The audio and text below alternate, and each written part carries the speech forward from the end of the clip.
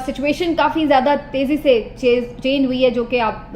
मुझे यहाँ पर जो लोग काफ़ी गैप के बाद सुन रहे हैं कि इमरान खान साहब की गिरफ्तारी, फिर उसके बाद जो 9 मई के वाक़यात के बाद जो रद्द-ए-अमल, और जिस तरह से पीटीआई के ऊपर इस वक्त एक हम क्रैक डाउन देख रहे हैं, जिस तरह से उसको क्रश करने के लिए एक पूरा हमें एक सिनेरियो नज़र आ रहा है, तो वो हमें सब चीज़ें नज़र आ रही हैं और ये हो रहा है। और इसी दौरान जब ये एक तरफ ये पूरा ये प्रेशर डाला गया है कि जनाब बिल्कुल जिसको कहते हैं कि आर्मी एक्ट के तहत मुकदमात बनाए जाएंगे, लीडरशिप सारी अंदर बंद कर दी गई है, अदालतें अपने हुक्म पर अमल दरामद नहीं करवा पा रही हैं, मीडिया से टोटली ब्लैक आउट कर दिया गया, मीडिया पे वो अपनी बात नहीं कन्वे कर सकते, अपना पॉइंट ऑफ व्यू नहीं रख सकते। ये सब चीज़ें कंट्रोल करके इमरान खान साहब के सामने ये ऑफ़र भी रखी गई है कि जनाब एक तरफ आपने देख लिया कि हमारे पास क्या ताकत है और हम उसके बलबूते पर आपके साथ क्या कर सकते हैं, तो या तो आप अगर आपने लड़ना है तो फिर तैयार हो जाएं, ये आपके साथ हम करेंगे, आर्मी एक्ट के तहत मुकदमा भी चलेगा, सज़ा भी होगी, जेल भी जाना पड़ेगा, आपकी पार्टी भी ख़त्म करेंगे, आपके मेंबर्स भी आपको छोड़ के चले जाएंगे, आपकी पार्टी भी टुकड़े टुकड़े हो जाएगी, आप भी अकेले रह जाएंगे, आपको पर्सनली भी मुसीबतें उठानी पड़ेंगी और आपकी फैमिली भी उसके जद में आएगी। तो ये आपके सामने एक सिनेरियो है। दूसरा सिनेरियो आपके सामने ये है कि जनाब आप एक जहाज़ हम मंगवाते हैं आपके लिए, आप जहाज़ में तशरीफ़ ले जाएं और फिल वक्त के लिए ये मुल्क छोड़ दें। एक दफ़ा इलेक्शन हो जाएं, चीज़ें ज़रा थोड़ा सा टाइम गुजर जाए, उसके बाद फिर देखेंगे कि हमने आपका क्या करना है, आपके साथ कोई मामला निगोशिएट हो सकते हैं या नहीं, फिर वो बाद की बातें हैं। लेकिन फिल वक्त आपकी कोई गुंजाइश नहीं है इस सिस्टम में, आपके लिए कोई भी हम गुंजाइश नहीं निकाल सकते, ना आप काबिल कबूल हैं। तो आपके पास अब ये चॉइस है कि आप यहाँ से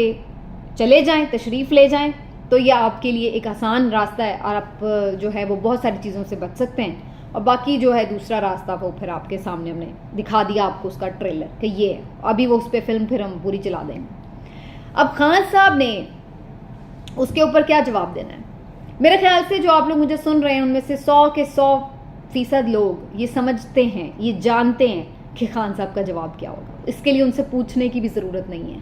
ये किसी करीबी ज़राए से भी पूछने की ज़रूरत नहीं है। खान साहब का जवाब यही होना था और यही है कि वो ये मुल्क छोड़कर नहीं जाएंगे।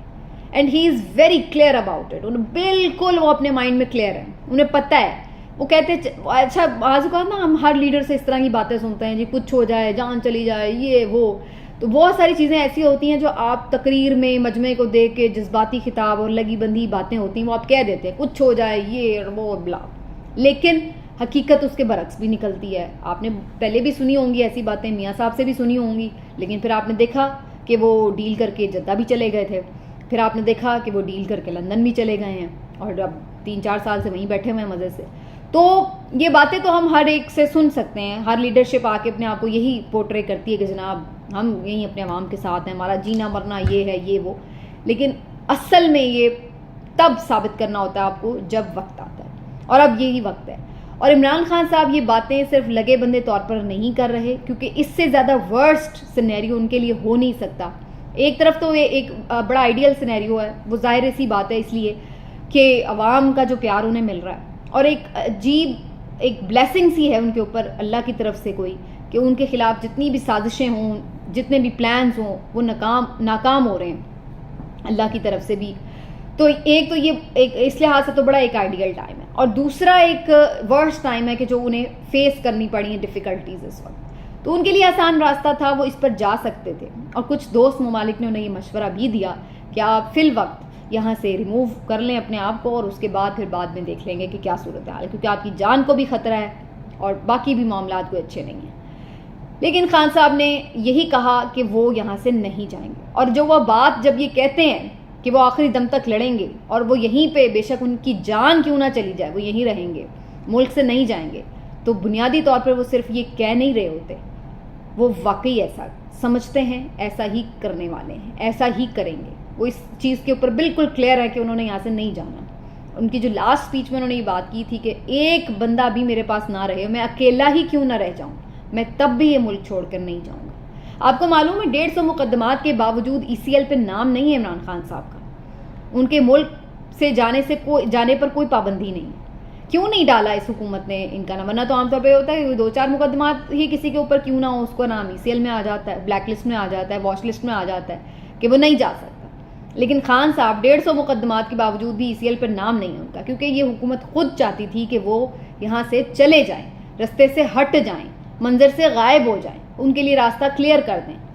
लेकिन खान साहब ने ना जाना था ना जाना है, और इसीलिए उन्होंने इस पर कोई उन्हें परेशानी नहीं है नाम ECL में है या नहीं है, जब जिसने जाना ही नहीं उसको क्या लगे।